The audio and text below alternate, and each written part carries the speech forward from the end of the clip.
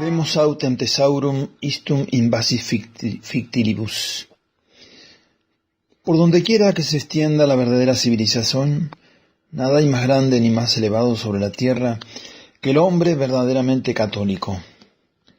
Con él llega a todas partes, por su presencia y su conducta, la verdadera noción de Dios, y se hace manifiesto a los demás el fin sobrenatural del hombre. Desde que el apóstol San Pablo fue el encargado de traer al occidente pagano esta nueva doctrina de una sola fe, un solo bautismo, un solo Señor, se comenzaron a poner los fundamentos de una nueva civilización, frente a la que tuvo que retroceder la barbarie. Desaparecieron las antiguas instituciones paganas, llegándose a ver un día a la misma civilización greco-romana rendir sus almas ante la cruz del Salvador. De las aguas vivas del Evangelio surgió un nuevo orden y un nuevo derecho que por sí mismo se sobrepuso al derecho de los pueblos gentiles.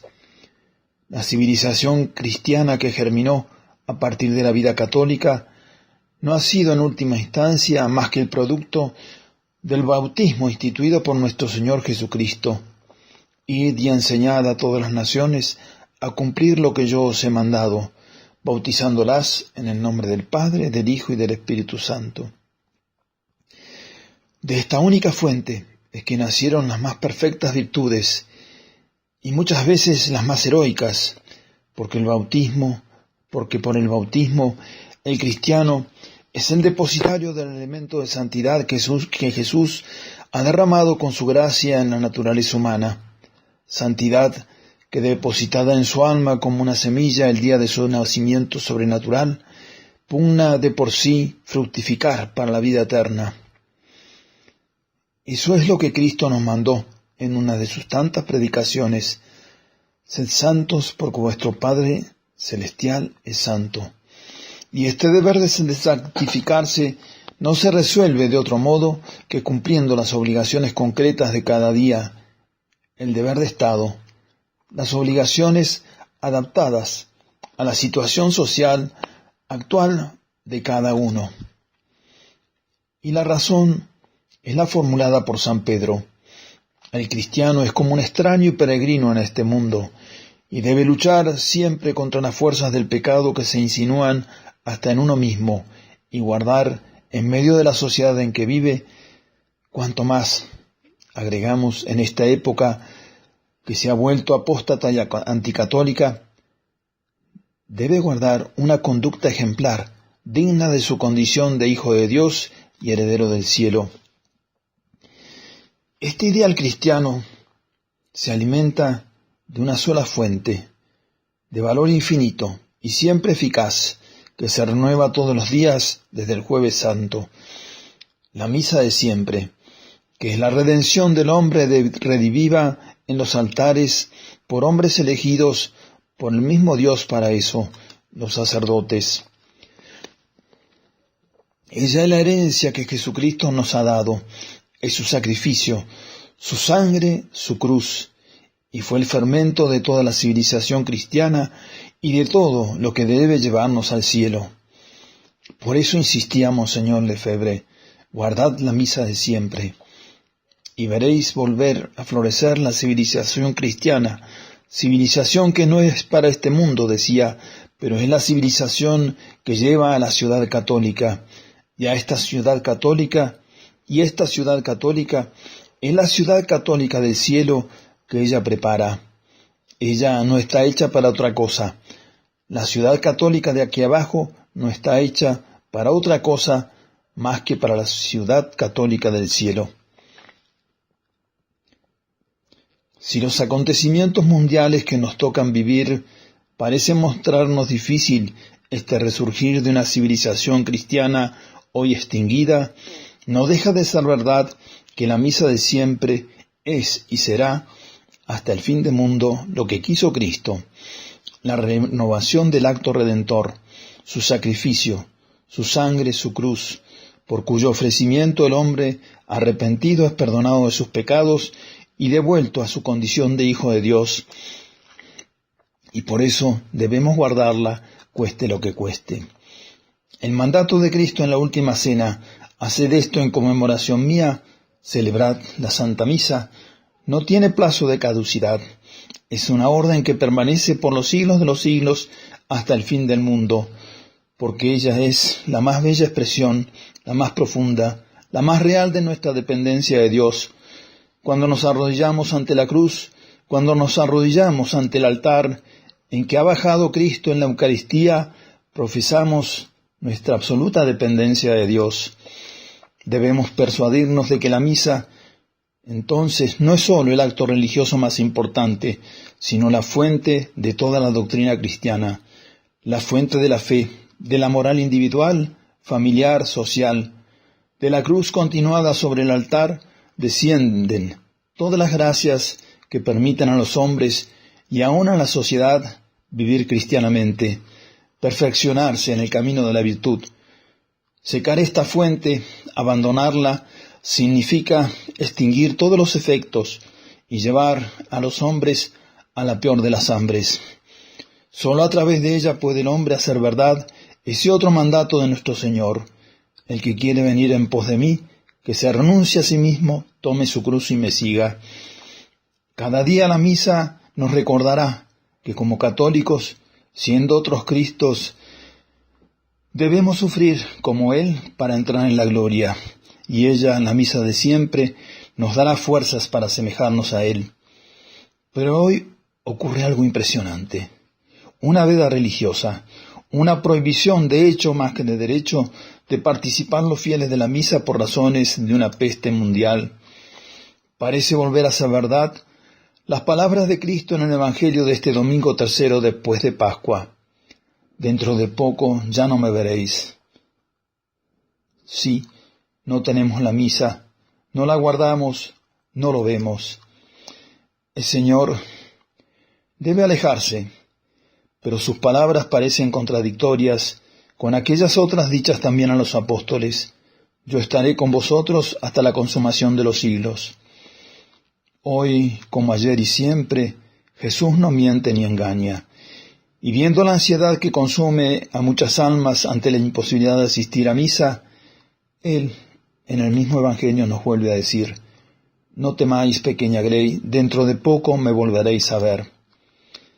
Sin duda, lee nuestros pensamientos y las angustias de las almas, y nos vuelve a recordar con esas palabras que su alejamiento hoy es momentáneo, como lo fue el de la pasión, para retornar con la alegría de la resurrección. El gozo de que pronto, Dios sabe cuándo, podremos tener de nuevo la Santa Misa. No hay cosa mejor para darse de lleno la esperanza cristiana, nada trae más paz al alma que seguir las perspectivas que nos abre el Salvador en esas palabras suyas de hoy: dentro de poco me volveréis a ver. Pero nuestra fe es débil y llevamos este tesoro en vasos de barro, frágil y quebradizo. Por eso algunos se angustian, otros se entristecen como sin esperanza, y en fin, los menos reclaman la restitución de la misa, haciendo malas comparaciones, y como si los sacerdotes de la fraternidad hubiéramos dejado de cumplir nuestros deberes, o debiéramos obrar contra la obediencia y lo que pide la prudencia. Visión injusta y falta de una perspectiva sobrenatural. Tratemos de elevar la mirada a nuestras almas. Sursum corda. Enseña San Pablo que el sacerdote cumple una doble misión: dar culto a Dios, esto es, rendirle la adoración debida, y la de rezar por los pecados de los hombres. Ambos deberes los realiza por medio de la Santa Misa, y es lo que no hemos dejado de hacer desde el día de nuestra ordenación por Monseñor Lefebvre, todos los sacerdotes de la fraternidad. Para eso fundó nuestra bendita congregación. Y claro que los sacerdotes sufrimos, nos preocupamos porque los fieles no pueden estar presentes en la misa, pero no por eso nuestra misa de cada día los ignora u olvida. Orate fratres ut meum ac vestrum sacrificium acceptabili fiat apud Deum Patrem omnipotente. Rezamos en un momento del santo sacrificio. Orad, hermanos, a fin de que mi sacrificio y el vuestro sea aceptado en el acatamiento de Dios Padre Omnipotente. Y también rezamos aquella otra oración en el canon. Acuérdate, Señor, de tus siervos y siervas, por lo que te ofrecemos o que te ofrecen este sacrificio de alabanza por sí y por todos los suyos, y que también te tributan su homenaje a ti, Dios eterno, vivo y verdadero. Pero insisten algunos, necesitamos estar en la misa. Es claro que sí, pero entendamos que el culto tiene como primer referente a Dios mismo. Es adoración y acatamiento al Dios verdadero, realizado por ¿quién? Por el mismo Cristo, y subordinado a Él, en unión con Él, es para los fieles. En ambos modos, eso lo cumple el sacerdote, que es ministro de Cristo y representante de los fieles. Y por eso podemos decir con plena verdad que el culto católico sigue estando presente en nuestras capillas en estos tiempos de pandemia. Y por eso creo que queda bien claro que nosotros no solo conservamos la fe y bien firme y viviente, sino que también en nuestras capillas no se ha dejado de celebrar un solo día la Santa Misa de siempre. Los templos también nos pertenecen. Es lo que hace todo sacerdote de la fraternidad, sin hipocresías ni cobardías. Cada uno de ellos no es un francotirador que siga su propio criterio. Todos los sacerdotes de la fraternidad somos parte de una congregación jerarquizada, con reglas y directivas dadas por superiores prudentes que tienen una visión más completa que la de cada uno de nosotros. Debemos obediencia mientras no se nos pida nada que ponga en juego la fe o pretendan obligarnos a cometer un pecado. Para tomar las medidas que se han tomado, se fue por etapas. Al día de hoy hemos visitado en el distrito a todas las familias, llevando la confesión y el Santísimo. Por ahora, la misa con asistencia de fieles no es posible. También lo fue, en otras muchas ocasiones, para los católicos en el curso de la historia. Valga aquí traer el recuerdo de tiempos y circunstancias parecidas que debieron afrontar nuestros antepasados en la fe, quizás por diversas razones, pero en definitiva quedando privados del santo sacrificio y en ocasiones por años, padeciendo además sufrimientos peores que los que Dios permite en esta época para nosotros. Comencemos trayendo a la memoria lo que ha enseñado Monseñor Lefebvre. En una de sus obras dice así: en primer lugar, el que está privado de la misa de siempre no nos debe llevar a asistir a la misa nueva, hoy también impedida, gracias a Dios. Y agregaba, es mejor no asistir sino una vez al mes a la verdadera misa, y si fuera necesario incluso de manera más espaciada todavía, antes que participar en un rito que tiene sabor protestante. Y también en otras de sus obras, Carta a los católicos perplejos, decía: el católico de hoy puede encontrarse en las condiciones de práctica religiosa de los países de misión, donde los habitantes de algunas regiones no pueden asistir a misa más que 3 o 4 veces al año. Los fieles de nuestro país, en cambio, en los lugares donde aún pueden hacerlo, tendrían que hacer el esfuerzo de asistir una vez por mes a la misa de siempre, auténtica fuente de gracias y de santificación. En su biografía, en la biografía de Monseñor Lefebvre, su autor, Monseñor Dizier de Malherbe, escribía estas palabras: los sacerdotes realizan su apostolado en los alrededores, asegurando la misa y el catecismo en capillas cercanas o en misiones alejadas que visitan cada semana, cada mes o cada 2 o 3 meses, como se hacía en África. y traía enseguida el recuerdo de estas palabras de Monseñor. Los padres de familia explicarán entonces por qué no pueden tener sino una misa por mes y el motivo de hacer un largo viaje para asistir al santo sacrificio una vez cada 30 días. En las misiones visitábamos a los fieles una vez cada 3 meses. Y en América del Sur, siendo yo superior general, fundé un pueblecito en Paraguay que se llamaba Lima, no la capital de Perú. Y cuando yo llegué allí, se les visitaba una vez por año. Y en la región del Amazonas, donde nuestros religiosos tenían también misiones, algunos pueblos se visitaban solo cada 3 años. Y sin embargo, esas gentes conservaban la fe. Rezaban los domingos, los rezaban, los domingos se reunían y había catecismo. Alguien que actuaba de jefe los convocaba. Y no como sucede ahora para disminuir la importancia del sacerdote, reemplazándolo por un seglar, sino para darle al sacerdote toda su importancia.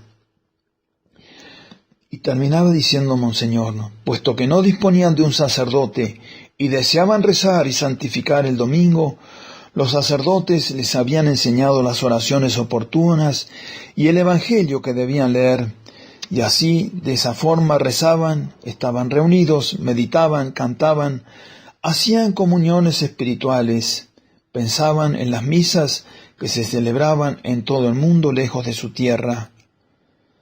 Puede conservarse la fe sin ir a misa todos los domingos. Aprendamos estas lecciones inefables, pongamos nuestra esperanza en Dios y pidamos la gracia de que pronto podamos volver a asistir a la Santa Misa. Pero todavía recordemos, en los primeros siglos y luego en las guerras de religión, en la Revolución Francesa, en la comunista, en la Guerra Cristera de México y en la Guerra Civil Española, nuestros antepasados en la fe también debieron afrontar, y por largos años, toda clase de persecuciones, soportando también privaciones, cárceles, destierros, pérdida de todos sus bienes y aún la misma muerte por amor a Cristo, haciéndose uno con Él. Y muchas veces, sin el consuelo de la misa, sin el consuelo siquiera de la comunión sacramental. Ellos hicieron suya la invitación del Señor: el que quiere venir en pos de mí, que se niegue a sí mismo, tome su cruz y me siga, para alcanzar lo que Cristo alcanzó con su pasión. No nos quejemos entonces en estos días de no tener la Santa Misa. Redoblemos por el contrario nuestras oraciones para que pronto pase esta prueba y que Dios nos dé la virtud de la serenidad y de la paciencia. Les recomiendo, para los que puedan, leer, escuchar el sermón del segundo domingo de Pascua del Padre Cortés sobre este tema. Que Dios los bendiga a todos y la Santísima Virgen los proteja bajo su manto.